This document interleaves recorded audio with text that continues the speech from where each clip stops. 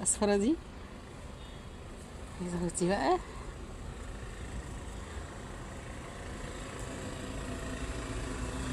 تحسيها فراولة، فراولة مش فلفلة.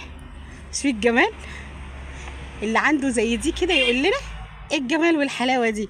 فراولة مش فلفلة.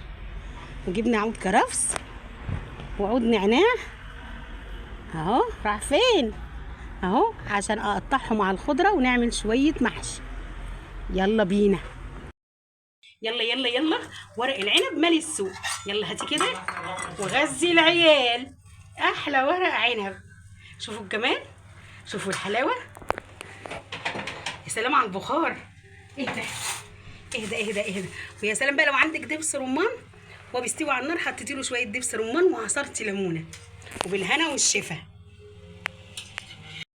نص كيلو ورق عنب و2 كيلو كوسه وحب وفلفلتين وبصلتين. عملنا احلى وليمه.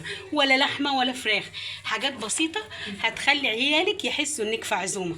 يلا قوموا ان شاء الله ربع كيلو ورق عنب على 2 كيلو كوسه هيخلوا الاكل جميل والقعده حلوه. ولايك وتعليق وبالهنا والشفا.